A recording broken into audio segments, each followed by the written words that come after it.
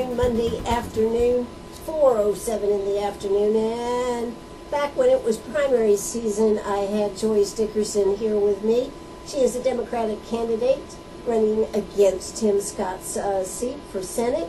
She is in the County Council for Richland County District 2. She's just told me her seat is safe there, but she has her eye on becoming the next senator from South Carolina. How you doing today, Joyce? Very well, and how are you doing? Very good. Good to have you here today. It's good to be back. Yeah, exactly. So you had a pretty phenomenal campaign when you look at who you went against and where you ended up there.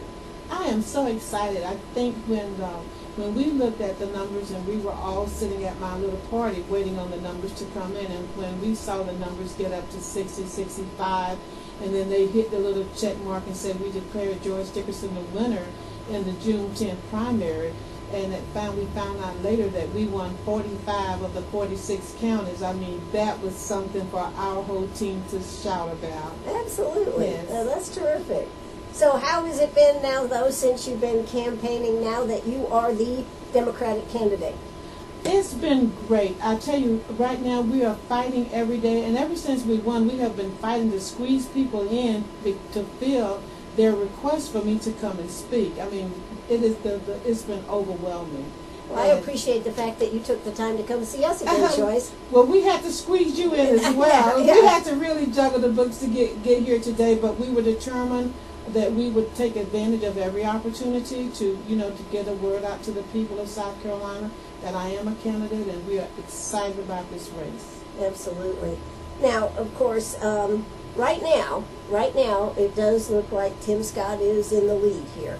And of course, Joyce, you're running with a lot less money than what Tim Scott has. Yes. Talk to us about that. How are you working this now, Joyce?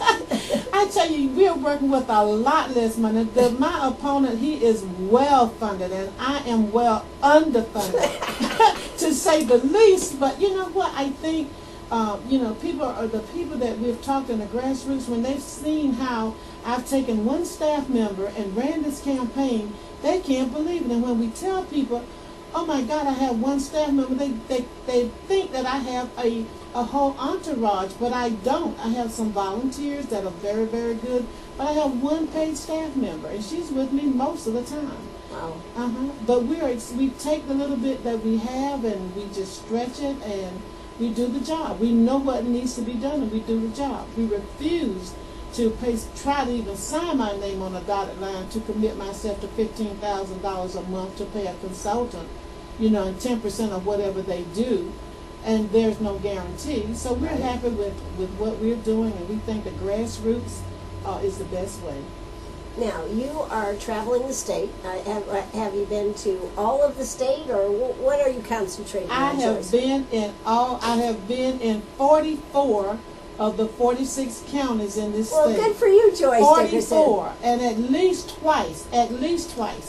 And the other two, we're going to pick them up this week. Wow. Yes. What two are left? Oconee and Pickens. Oh, okay. So they're right up the road. Right up the road. Yeah, we got to come back this way again. Wow. Well, that's great. Now, when you look at the issues between you and Senator Tim Scott, what do you feel is the biggest issue that sets you apart from him?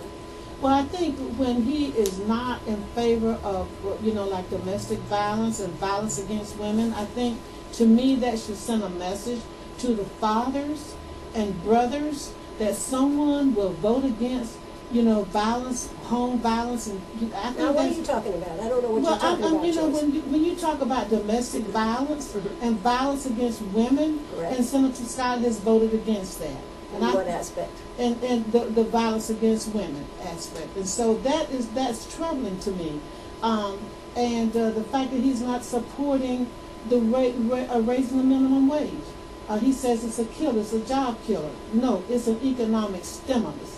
And I think it's important that we raise the minimum wage from $7.25 to $10.10. It's going to help improve the quality of life for a lot of families, and it's also going to improve our economic base. Except how many, I went through this the other day with a candidate. Okay. How many how many people are actually working at minimum wage that are not high school students, just new to the workforce? How many are actually working at that rate in today's world? Well, let me just be perfectly clear. I never say anything if I don't have a fact to it. Okay. I just know that many of the families that I come in contact with on the grassroots level, I know a lot of families that are working for minimum wage, 2 and 3 jobs at minimum wage, trying to keep food on their table, trying to keep clothes on their children's back with the help of some public assistance to make sure that they can kind of stay afloat. Yeah, there are a lot of families, but I'm glad you asked that question, and I'll make sure that I get that answer. But I could not tell you, I did not do the math to tell you percentage-wise how many people are doing that, but I can tell you that there are a lot of people that I know we have high school students, first-time job. I think 725, if 725 is the way to start a high school for a very first job, I don't think that's bad. I don't think that's bad for a high school person either, but when you got a family that's trying to feed a family of 4, that's terrible. Yes, it is. That's yes, terrible. it is. That's terrible. But I think in many cases, because we had this discussion the other day, and we had people calling in on this, professional people, I own a business. I own 2 businesses, in fact, and I don't have anybody working at minimum wage. I couldn't get anybody to take a job at minimum wage. So I think at a lot of jobs, even if it is to start at minimum wage, if they did start them, the idea is to move them up as soon as possible, because no employer wants to have to train and retrain and go through this. You're looking for that stability, as well as paying for the responsibility that a higher wage actually makes. Well, I understand that too, but I also realized that I had 2 children that went to school, and we were just regular middle-aged, middle-class family. But one of the things my children did, they did a lot to substitute and to work to make sure that they were substituting some of the things that we probably could not afford. And my daughter worked, I know, tirelessly. We had a budget for them. Right. That budget did not meet their needs, what they wanted. I mean, we said we're going to give you the basics, but they wanted more. So they were willing to invest their time to go out and learn. And I think what it did was teach them responsibility, accountability, and today they are the most, they can manage a budget better than probably anybody on Wall Street, because they learned how to take the funds that they had and manage them well. Sure. To me, I think that was great. So did they work at minimum wage? They did. They worked at minimum wage, but they moved themselves up. But guess what? Now, we're talking about that's exactly right. Exactly right. But guess what? We're talking about 1990. See, versus today, 2014. Sure. So the things and the things that they needed in 1990. So they didn't have cell phones back there, because we bought her a bag. I bet you were very happy about that. Yeah. They didn't have cell phones. There are a lot of things that they did not have that they are having to have today. Technology was so different. Sure. So I think that's 24 years ago. I do think there should be some change. I don't think we should have. You can take $10.10 an hour and still move them up, because most of the time you're probably not going to give them as much hours. You could probably give a student 40 hours at $7.25 versus giving them 20 hours at 10. You see what I'm saying? So it's going to balance out about the same. I think you're going to find a lot of employers. But what about just the aspect of free market? Does free market work? That's been a tenet of our whole existence here in the United States. Free market, the give and take. Somebody used the example the other day of a babysitter. A babysitter was making $10 an hour. And I said yes, and that was a negotiated price between the parents and the babysitter. It wasn't a set wage. It was what they wanted, this babysitter, and she wanted this amount of money, and they were able to strike a deal. Why doesn't that work, the same tenet, work in the economy? I think that would be good if it happens. But if you go back, how many people will be able to negotiate that kind of a contract? If you make that general, and just say for instance, like one like me walked up to you today, and you were going to hire somebody. You say you got two jobs, you got 2 businesses. Right. So I walked up to you today, and so say $7.25 is what we have today, and I have some qualifications. And I'm not going to pay you $7.25 an hour. I don't know, but you don't have to pay me. I mean, But I have to wouldn't negotiate. pay. No, I would have to negotiate with you to ask you whether or not you would move it from $7.25. No, actually, Joyce, I look at your qualifications. When I'm looking at a candidate, I look at their qualifications and then make them an offer based on the fact of the qualifications. If I have somebody that I'm not going to have to train as much as somebody who knows nothing about this business or about my jewelry business, then I'm going to pay them more. Mm-hmm. Okay? So, I mean, that's the way I do it. It has to be based on some experience. But I'm saying, Ann, I'm so glad you are an exception to the rule. I think really not. But okay, no, really, I'm going to give you the benefit of the doubt because that does not always happen. That is not always the case. Because, and I hate to say this, but I have from my experience, mm-hmm. I can look at, say, for instance, a white female, okay, and an African American female. Okay. We walk up together, okay, and automatically, I'm gonna just be honest. She's gonna have a $2 or $3 advantage over me. I don't care. We can come in with the same qualifications. We can come in with everything equal. But I promise you that you will pay the white person more than you would pay me. I promise you that. Even if her personality, even if the black gal's personality is more stunning?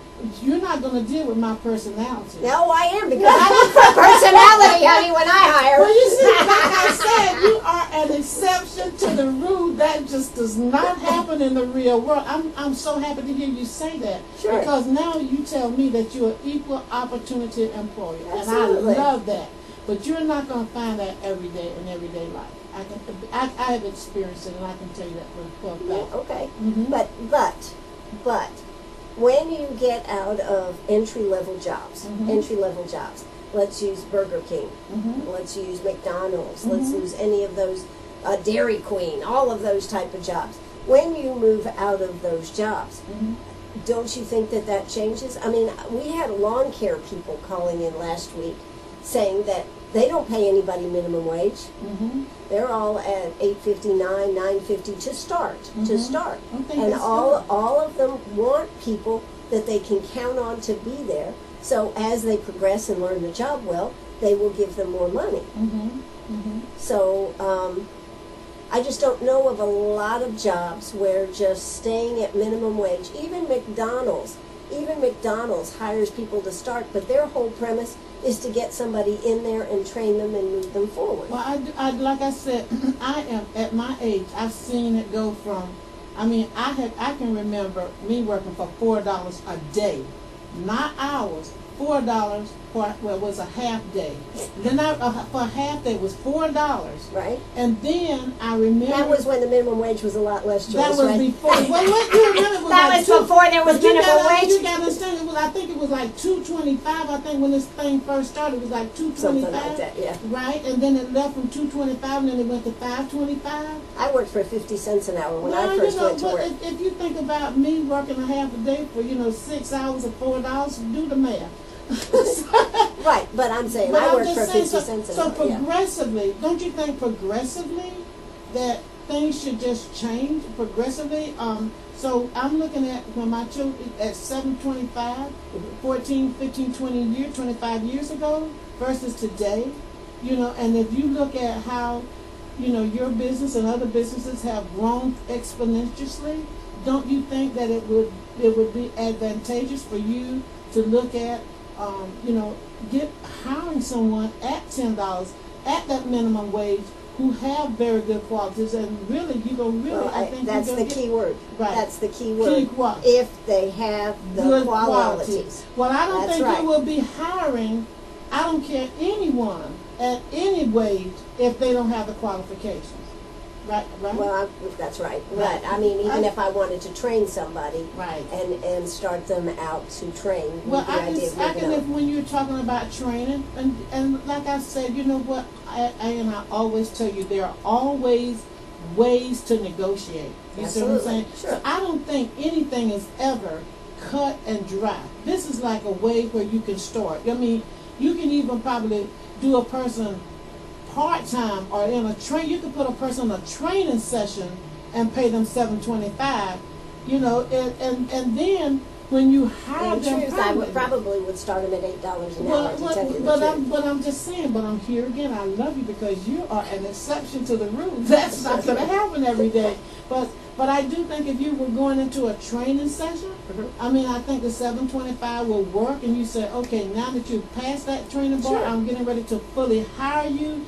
Now you can fully hire that person at $10.10 an hour. This is what I think that a lot of employers have a problem with being, you know, we have so many regulations and so many things that are put on the backs of the employers. This idea that we are making all this money and my business has grown. Actually, in the last 5 years, my business has shrunk tremendously. I can believe that. Sure. And being in the jewelry business has been particularly tough because jewelry hasn't been the thing that everybody was out buying. Everybody now getting costume jewelry. I mean, I look at all of my beautiful pieces that I had, and I basically put them away now because I told my daughter, I said, if I die today, please make sure you go through all of those little boxes because they are where I have stored like my nice pearls or a string of pearls, because I don't need a nice string of pearls today. All I need to go to is I could go to Belts now and go to the little jewelry thing and get a beautiful set of jewelry, $12, $20, $25, and it's going to look as good, if not better, than the one that you paid $200 for. So I understand that, and that's come where the middle class is. Here again is what I'm telling you: the middle class is declining. We're getting poorer and poorer, or richer and richer as the middle class declines. I agree with you. My point is that we have got to do everything we can to sustain the middle class and to bring back those businesses, to improve that quality of life where we can sustain our middle class, because that is the backbone of everything, in my opinion, the middle class. We have carried that. If you look at, I talk to my staff a lot, and we talk a lot.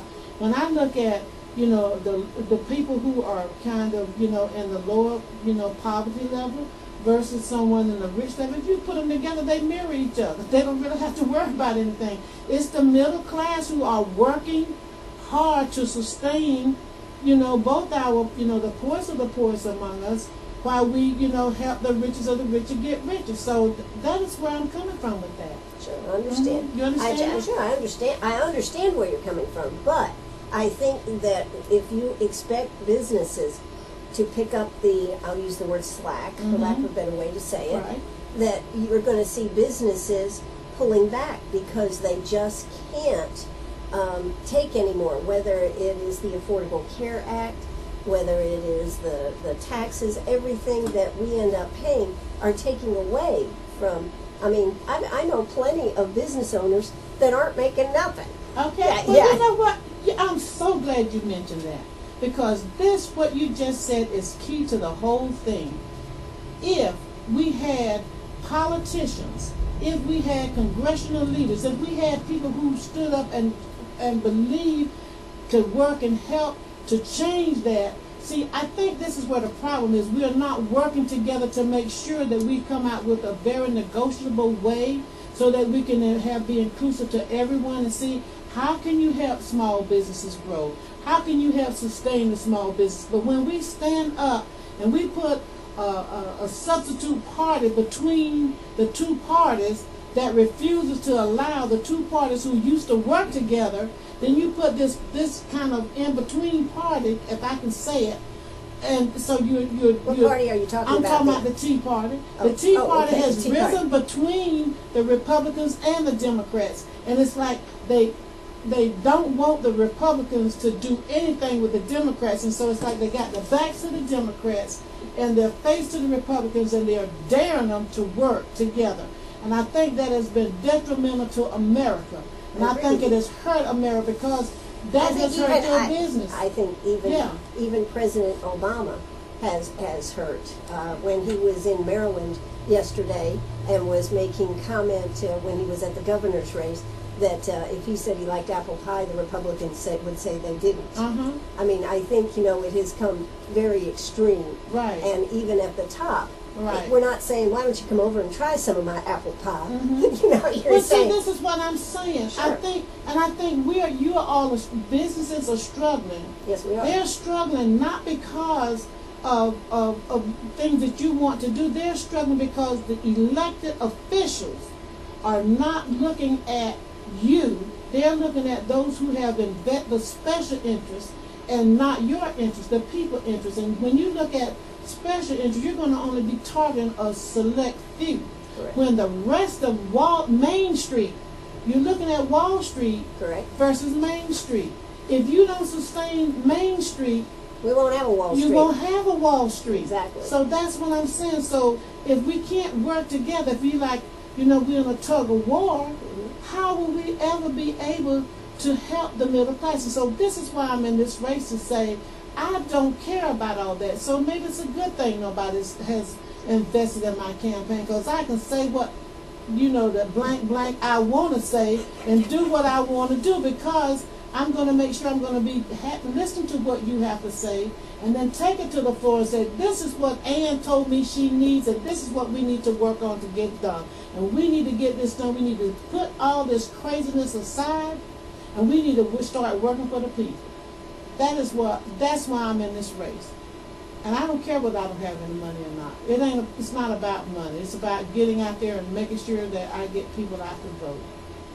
Well, we have Joyce Dickerson here with us today, and she is fired up and ready to go, as Edith Childs would say. Yes, I am passionate about the people. I'm passionate about when I go on the countryside and I meet a little elderly person, and that person is trying to, decide whether she's going to take a half a pill or a whole pill, of her medication. Well, I tell you that bothers me. I tell you one thing that bothers me, and we're going to run out of time here in just a second. Maybe we can address it when we come back, is our elder people who get food stamps only get $18 a month when able-bodied working people get a whole lot more. But that's about the max that elderly people on a fixed income can get, $18 a month for food stamps. That's not even worth it. It's not worth it. Hey, I tell you what, if you got a question for Joyce, give us a call, 229-7984. That's 229-7984. News is up. Are you a pirate or a pack rat? Do you have a vacation of a lifetime sitting in the attic? Or a college tuition hung on a wall? Or is a fabulous retirement hidden in your jewelry box? Bring those items to Sharp Facets Gallery. We can establish value and buy from you or sell for you. And so ends another chapter at Sharp Facets Gallery, 72 Bypass, and on the web, sharpfacets.com. Oh, that's right. We're back here. Joyce Dickerson and I are having spirited conversation. It's a shame you missed out what we were talking about off the air here, folks. All right. But Joyce, you are running against Tim Scott. Yes. We've talked about the minimum wage. You feel the minimum wage should be $10.10. And if you joined us during this discussion that we had earlier, you know where she stands on this. But let's talk about some of the other issues that are facing Washington, D.C. and the Congress and the Senate. What are some of the other things that you feel needs to be done? We ended up talking about how the Democrats and the Republicans aren't working together. And that's causing one of the big breakdowns, of course. What do you think that you could bring to the table that would change that, Joyce? First of all, getting elected. Okay, well, you got to get there first. That's right, Joyce. The first thing, I've got to get elected. And I am also I think this is one of my stronger points, is I love to chat with people. I like to build relationships, and I like to kind of feel out where people are coming from.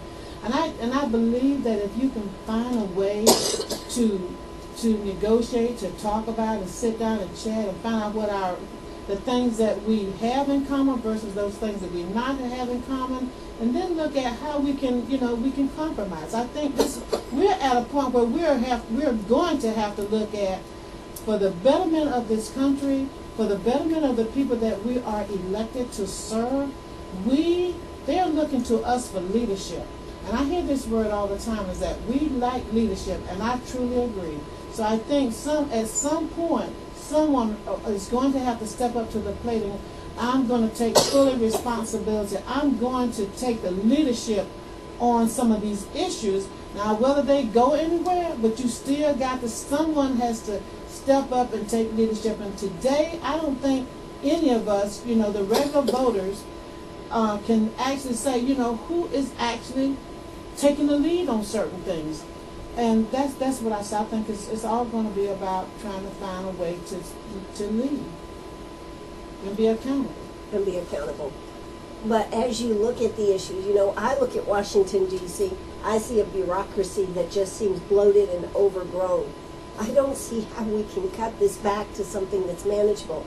People talk about smaller government, more affordable government. How do we get to some of these places? Well, I think one of the things that I've learned from being on Richland County Council for 9 years, and one of the things we have a lot of, if you look at the county per se, and if you compare those county issues with the issues that we have in D.C., and we formed a lot of committees that we can look at, say for instance, a thing like Ebola. We can look at various other issues, and we would take that to a committee, and we start working out through that committee, put certain people in that committee to make sure. We have a lot of committees in Washington, D.C. But that's what I'm saying. We have them, but that is the problem.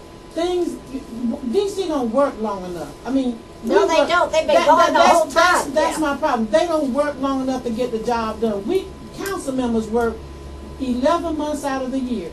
You can't get anything done just going there in 90 days. No, I think they don't have long enough work hours, but they go home with a large paycheck. Yeah, but they don't have. If you compare if you divide the hours that they work and their paycheck, they talking about they're the ones that's being overpaid.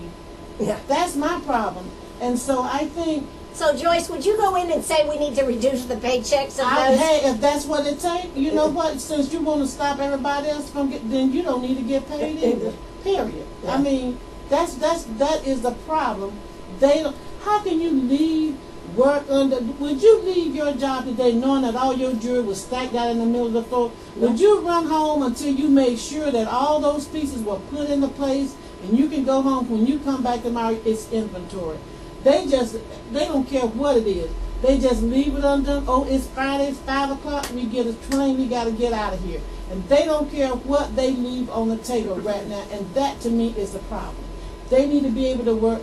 The American people need to make sure that we work those hours and take care of their business, and that those elected officials are accountable for the time that needs to be done to get their work done. And that's where things have been in committees for years. Yep. Can't get them out of committee so they can even get to the floor. That's the problem. It is a problem, and I tell you the other problem is that what they say though is they're working when they're home. Boo. I mean, they're having committee meetings, they're having town halls, etc. But town halls is not working with your. Town halls are just a little bit of a time for you to go out and say, "Hey, I'm down here. Do you have a problem?" But that is not working on that issue that is in your committee. Those people in the town hall are not on that committee, so they cannot make a decision. So unless you went out there and asked them or asking them, how do you want me to vote on a certain issue, then to me the town hall is null and void. Okay. So, Joyce, when you go up there, are you going to be the only one up there? I guess so. You're going to be a committee of one, folks. These are all good points. These are all good points. But, of course, then we have one of Tim Scott's big issues is taking care of our veterans. What do you say, Joyce? What I say? Yes, ma'am. Okay. When I first entered your husband is retired. Veteran. Right, retired military. Well, we never heard anything about. I don't know Tim Scott. I've never met him. I just know what I've read about him and read his voting records. I don't know anything about him. The first thing when I came out, as you can see, I came out with 4 main issues. Yep. Women, my seniors, and I mean my seniors' health, wealth, and wellness, what we just talked about earlier, and I talked about women issues, domestic violence, and those things. Those veterans were very high on my list, and the reason I said that they were high because I worked with some female veterans that were homeless, and that's when it brought home to me that our veterans were in trouble. And so there was an angel house that we were working to try to get, some women from being homeless and working them back into society.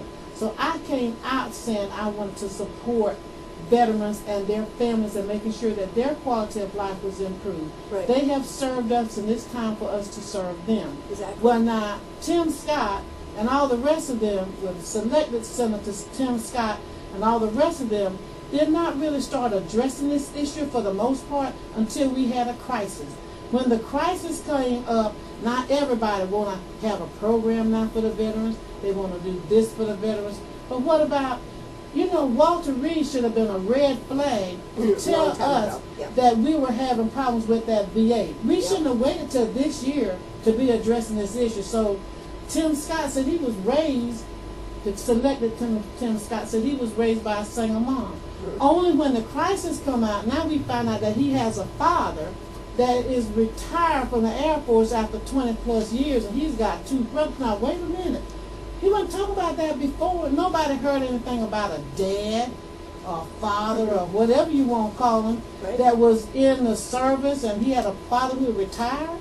But now, all of a sudden, he's going around, he's going to have little programs. He's been to the First Baptist Church in Columbia, and he's doing all this for the Vietnam veterans, but he wasn't doing it before. And then he voted against what I think it was about $14 million to help veteran programs. So now all of a sudden, wait a minute, so you speak out both sides of your mouth. You either going to do it or you don't, or which one is it? So I've been for veterans. I didn't come out with the crisis. We were there before the crisis came. Well, good for you, Joyce. Good for you. And I do think we have a Kinder House here, which is for homeless vets. That is a program that is supported through our veterans and our women of women's But it wasn't Tim auxiliaries. Scott, was it? Oh, no. It wasn't Absolutely. Lindsey Graham, right? No, I don't think so. Okay, well, thank you. Okay, we did that on our own right here in Greenwood, South Carolina. All right, I got the feisty Joyce Dickerson here with me this afternoon. She wants Tim Scott's seat, and she's not bashful to tell you that she wants it. That's right. All right, we'll be right back. Don't you go away. Oh, that's right. We're right back here with Joyce Dickerson. She wants to be the next senator from South Carolina. She is running against Tim Scott. And Joyce has been, how long have you been on county council down there in Richland? 9.5 years. 9.5 years. So is your seat up at this point? Or? No, it's safe. It's safe. Okay. All right. 2016. 2016. All right. Well, listen, Joyce, one of the other big issues running out there is, of course, immigration. We have had oodles and oodles of children coming across our southern borders. If you were in the Senate, where would you be on this? I will be on the way of trying to get them back home. Okay. I think they need to go back home, but I do think we should not mistreat them while they're here. As I said before, that's like someone coming into your home. I don't think if a person's coming to your home that you should treat them badly. I think if you got some food, feed them. But I do think you need to figure out a way to get them to their prospective place, and I think their place is to go back home, because it's so expensive for us to actually take care of that many children. If you look at our schools, everything that we have to do, there'll be lots of recipients in our Medicaid system. I mean, we're going to have a lot of responsibilities that I don't think that, since they're not paying into this system, I do think that they need to go back home. But I do think we should take care of them while they're here, but we're going to send them back home. I think we should. But I think I have seen basically our government moving them to different locations, smaller groups, so that they can start going to public schools. And, they're dispersing them to different locations, but being on council, and I oversee 3 school districts, and I oversee that budget and have to vote on that budget every year. And it has to do with classroom sizes. It's a tax base, and so when you move into a specific tax base, that also has a strain on how we actually take care of students. So I think it's if you're not paying anything toward helping to relieve that financial burden, that's already on the schools. And we got overcrowded schools, we got schools that are deteriorating, we got schools that are falling down. We can't maintain schools along the quarter of shame, and then we're going to merge other students into a school. Right. I think it's just putting too much of a burden on our existing system. I agree with you. I think they should go back too. I think we are, but I don't think we're moving in the direction to do that. In fact, it seems to me like it's kind of dropped off the radar. It was such a big discussion when all this was coming across the border, right? And now they're they're in schools, and we've heard hardly anything about them. Well, here again is what I was talking about earlier, and it's about leadership. Somebody got to take the responsibility. So you can't be made for television. I see a lot of ads, and I see a lot of ads, and it is made for television. I want to get in front of the TV screen. I want to look good, and when you leave there, it's like it's null and void. Somebody has to be constant leaders. Somebody has to take responsibility. Someone has to say, we got to follow this thing through, and not wait till you go to somebody and go like, oh well, maybe we shouldn't bother this right now. This is an election time, and we don't want to mess up this. So that's why nobody's talking about it, because it's about who's gonna get reelected. That's what it's all about. And that, to me, is one of the biggest problems that we have going right now. That's exactly right. Because you want to rush, you stop everything to go back home to get reelected. And most of these people who are rushing back home do not have any problems. Most of these people are in gerrymandered districts, both black and white, and those districts are so safe, other than somebody like Mitch McConnell who was having a problem, I understand. But other than people like that, for the most part, everybody got a I heard a person say this weekend, I don't really have to do a thing because, I'm going to automatically get reelected. That is, to me, that's kind of a little bit of an arrogance when you're just so sure that you're going to get reelected because you're in a gerrymandered district. I have a problem with that. Absolutely. I think you should, even if you should have the same tenacity, you should put forth the same efforts to let people know that you respect and love them regardless of whether you know that they're going to vote for you, know that you're going to get reelected. So I think that's a little bit of an abuse and a little bit of arrogance. I agree with you. I agree. So what about all the, what do we have, 12 million illegal immigrants here in our country? What should be done about that? Should they just be given amnesty? No, I think they need to go through the process to be just like everybody else. I think if they're here, then they probably just need to figure out a way how you're going to start making them go through the process so that they can get legal citizenship. No, and I don't think the amnesty, and if you got to work through it, you need to figure out a way how you're going to do it so that those people who have come through the system legally do not feel bad and that they are privileged. No. That's my view. Should we send them back and then let them come back? I don't know how you go send somebody back. I'm just saying. No, I don't know whether you can send them back, but I do think there should be. First of all, you got to go out there and start to identify them because. Oh, there you go. That's the first thing because Absolutely. I saw a program not too long ago, and it kind of struck me that one of the newscasters had found a person who had been living here for a long time, and they were living in New York. Right. Strange, and it was so funny when I looked at that person who's here illegally, and I saw the big 52-inch screen television, and her apartment was looking better than somebody I know every day, and I'm like, she is an illegal immigrant, and I got people who've been here all their lives, and her lifestyle and her job style was much better than those who are citizens of the United States. Something is wrong with that picture. Absolutely, there's something wrong. Yes, Do you think that though, in some aspects, that people of the United States have become a little bit complacent? Do you think we have too many handouts when we have over half the population, well, almost half the population with food stamps? Do you think that there's a problem there, Joyce? I believe in helping the poorest of the poorest, and I think we should never be able to turn our backs on the poorest. But I also believe that the poor also have a responsibility to take responsibilities for some of their own actions.